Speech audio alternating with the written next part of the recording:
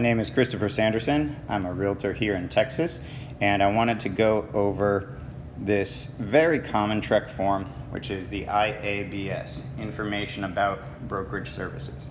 And the most important thing to note here is that it's just information. We don't want to put too much pressure on this form. However, a lot of times, both clients and realtors are a little unclear about exactly what the purpose of this form is, other than something we know we have to initial before we have a substantive conversation about real estate. So I wanted to go through the actual components of this form to make sure all parties involved in presenting and initialing this form are comfortable with what it says. So our first section here says types of real estate license holders. And you've got a broker and a sales agent. So the broker has a sales agent, or most often sales agents in plural, working under that broker's license. And basically, as it says here, the broker is responsible for all brokerage activities, including acts performed by the sales agents. So the broker is responsible for what you, as a sales agent, do in real estate transactions, and the broker takes on that liability. The sales agent must be sponsored by a broker and works with clients on behalf of the broker. So the sales agent is still representing the broker with any of the clients that he or she is working with. So now a broker's minimum duties required by law, and this part is great because these 4 bullet points here, I'll let you read them on your own, and we'll just point out the quick highlights. Put the interests of the client above all others. Inform the client. Answer the client's questions and present any offer to or counter offer from the client. Treat all parties fairly.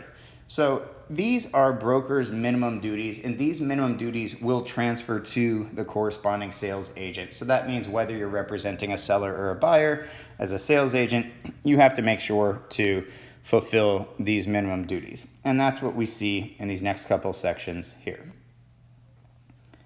So as agent for owner and as agent for buyer, or potentially tenant if you're dealing with rentals.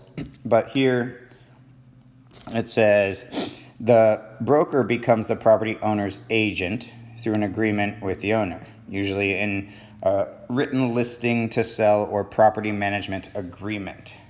So what's the agent doing when the broker is entered into this relationship? So like we said, all the relationships eventually are going to filter down from the broker. The agent must perform the broker's minimum duties and must inform the owner of any material information about the property or transaction. So basically, the agent is then going to take on these bullet points that we saw up here about putting the interests of the client first, keeping the client informed, answering questions, treating all parties fairly. So in this case, a owner's agent, or on the seller's side, it means that you're taking on those duties and you're putting the seller first in that relationship.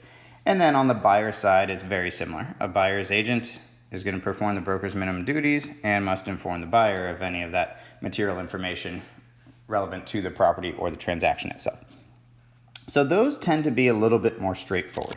And people understand that if they're working with a realtor as a seller, the realtor is going to put them first. If they're working with a realtor as a buyer, the realtor is going to put them first. Here's where people oftentimes have questions. And what does it mean to be an intermediary? So it says to act as an intermediary between the parties, the broker must first obtain the written agreement of each party to the transaction. And so it's not necessarily one agent who is acting as the intermediary. So if I, Chris, am going to help Joe sell his house to Sally, it can still be an intermediary relationship even if I, Chris, am not the realtor for both parties. It's if the brokerage is representing both parties. And here we see a slightly different set of minimum requirements, which basically a lot of it's going to be the same. You should treat everyone fairly, and you are required to get that written consent.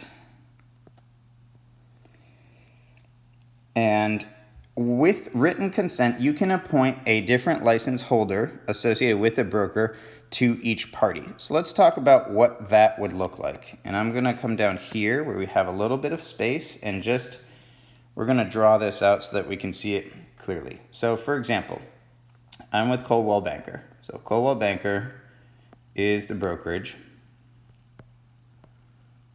Then there might be a situation where there is a property that is being sold by a client. Let's say it's my client. So I work for Coldwell Banker, so I'm Chris. And I have a client. My client's Joe.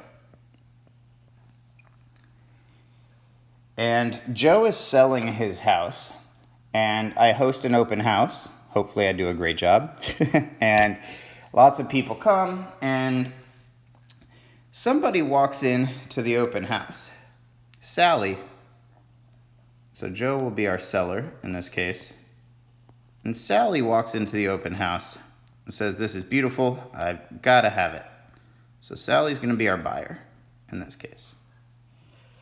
So I say, "That's great, Sally. Do you have a realtor who's representing you?" And she says, "I don't. Would you be able to represent me?" And I say, "Well, you know what? Let's do this so that we can try to offer the best representation to all parties.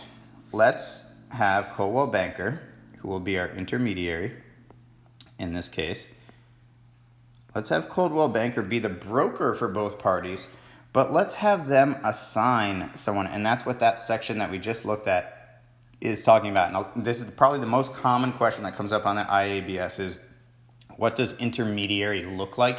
And what does this idea of assignment look like? So Coldwell Banker can say, "All right, we've got a great agent named Jen, and Jen can represent you, Sally." So Jen works for Coldwell Banker and I work for Coldwell Banker, but in assigning separate agents to the seller and buyer, it allows for each party involved in the transaction to still have that one realtor, that one sales agent who is going to represent their interests first, and it avoids any potential conflict, which can sometimes come up when one individual person is trying to represent both. So it's really ideal if you're going to utilize an intermediary relationship to have a brokerage that can assign an agent to each party involved. And that way, I can make sure that I am representing Joe's needs.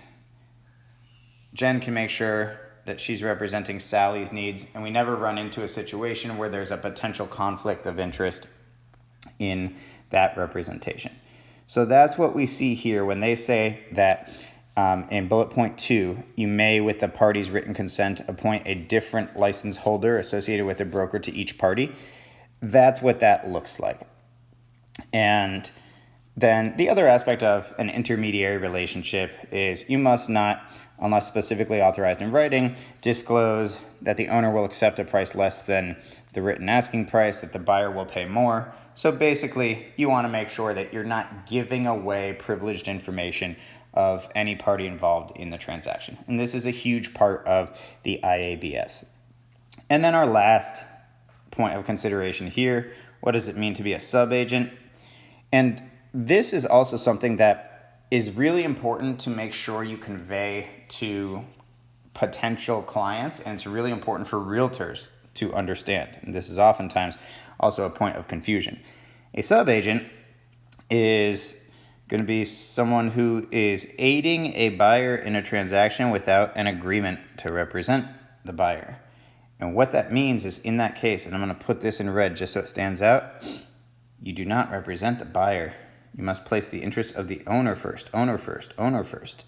So the reason that that's so important for us to understand is a lot of times people are hesitant to sign things, and that's human nature, and it's perfectly okay. So if you say, "Hey, you're interested in some houses, I'd love to take you around, I'd love to show you this property, I'd love to discuss with you your real estate needs, I'd love to, find out what you're looking for, see if I can be of assistance." When you have that initial conversation with a potential client, and as a potential client, if you're having that conversation with a realtor, just know that unless you have an actual listing agreement on the seller's side or a buyer's rep agreement on the buyer's side, unless you've signed one of these agreements, then the realtor you're speaking with, or for realtors, the potential client you're speaking with, it's the requirement that the owner's interests are represented first.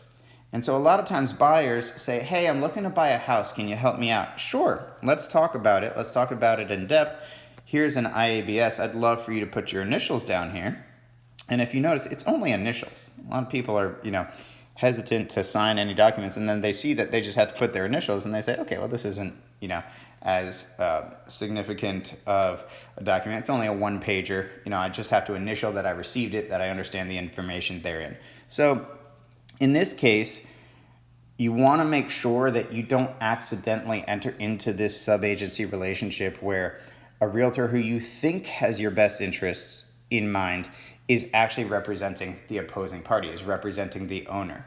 So sometimes as a potential buyer, I know that when someone presents you documentation with a little bit of fine print, it can be intimidating, but that's why it's important that we understand what's in the IABS so that we understand that we do not want to accidentally enter into this sub-agency relationship where a realtor who we thought was representing us isn't. And that's the sub-agent part, which is the most important piece of this on the potential client side. To protect yourself, you really want to understand this component here under sub-agency, because this protects you in relation to having your interests represented by the person you think is representing you rather than an opposing party. And then some of this down here, when this gets filled out, so the broker in my case would be Coldwell Banker. The designated broker will be the individual who has the license. So let's say that's Lisa. The licensed supervisor, some larger brokerages might have an individual manager. So I know mine does. So mine is Pat. But it could also be that you have a smaller brokerage where maybe the designated broker and the licensed supervisor might end up being the same individual. So these could be the same potentially, depending on the brokerage you're working with. And then the sales agent information is all here so that when initialed, the client understands, or the potential client understands, that these are the parties involved in that brokerage and sales agent relationship who they are working with in this potential real estate transaction. And that's our overview of the IABS.